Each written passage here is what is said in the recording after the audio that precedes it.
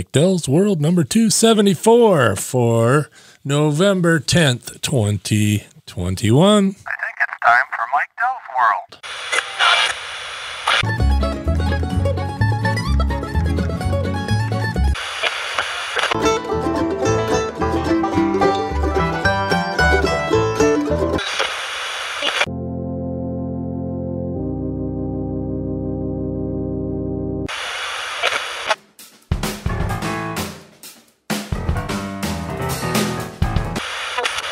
There it is.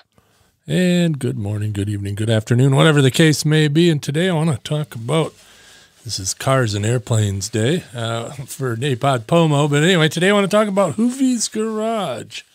And Hoovie's Garage is a YouTube channel. And yes, I do have a guilty pleasure of watching a lot of YouTube channels. And the reason I watch YouTube is because I don't want to watch the news. And I don't want to watch commercial television with tons of commercials. I do pay the extra, so I don't get any commercials in YouTube other than the baked-in ones, which are not too bad. You know, Hoovie, every once in a while, have an ad that's built right in, or, you know, it's this video is sponsored, but I don't mind those. It's just there's darn dynamic ads that YouTube does. You know, and those of us that are into free speech or whatever, you know, YouTube isn't exactly the place for that, but it is a good place to learn about car stuff and airplane stuff and, you know, YouTube University, they call it. But Hoovie's is an interesting channel. He kind of, I don't know if started is the right term, but he sort of was the first one in Wichita, Kansas, the big YouTube car channels. And he kind of helped launch, I want to say 8 or 9 of them. I know there's a VinWiki about how many different YouTube channels were started, you know, in the Wichita area because of Hoovie. But, you know, I can think of Watch JR Go, 100% Jake, Elliot, the Car Wizard, the Car Ninja. You know, there's a bunch of stuff coming from Wichita, but Hoovie was kind of the start of that. Hoovie's kind of a young guy. I would say maybe 35-ish, 30, 35. So, you know, I'd say, you know, on the younger side. And he was a car dealer at one point, a used car dealer, and not a very good one, as he says. And he also also still does, I guess, have some ownership stake in some fast food restaurants. I wish I could remember it's a custard and burger place, kind of like Culver's is in the Midwest. This place is in you know, Kansas and Nebraska and Oklahoma and, you know, that kind of area down that way. So I'll think Freddy's. There we go, Freddy's. So he's a co-owner of some Freddy's. I don't know how many or what, but I know that was part of it. But he likes to buy, you know, one of his big shticks is buying the cheapest version of, you know, whatever car, you know, you know, one of the first ones that I saw is he bought the cheapest Rolls-Royce Phantom, I believe, in the U.S. So, you know, he flew out to New York and drove this thing home and I guess got there mostly intact.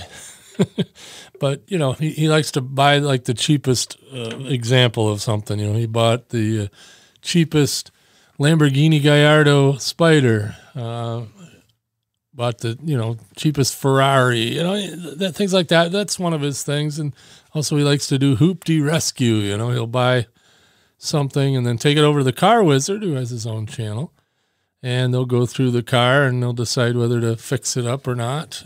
One of the ones that really made his channel take off was a project he called Apollo 911. He bought the cheapest 911, had over 200,000 miles on it, and then he tracked it and blew the engine. So then he was going to LS swap it. And LS is a Chevy V8 engine. Of course, in a Porsche, that sounds kind of ridiculous, but it actually works pretty well. except for mounting the engine backwards in the car, because an LS would be a front engine, in pickup trucks and cars, and front engine usually. And of course, in the 911, it's pointed the other way in the back. So the oil pan wasn't able to supply oil when you take it on the track. So he took it out on the track and blew up the LS. So then he sold that car, and then he got it back. He just got it fixed and running again. So that's pretty amazing. But here just recently, amongst all the car YouTubers, a lot of them put all their cars up for sale, or put a price on all their cars. And, if someone wanted to pay that price, then they'd get the car in most cases anyway. And Ed Bolian did that, and Freddie Tavares did that. And, I don't know who else, but Hoovy did it as well. And he started with 40 cars, and he sold, I want to say 20 something of them. Yeah, Hoovy does a lot of other stuff too. It's Tyler Hoover's his name, by the way. But he does a lot of other stuff. He has a series on the Motor Trend, I guess, app, but network app, whatever you want to call it, Motor Trend. It used to be Velocity TV for Discovery.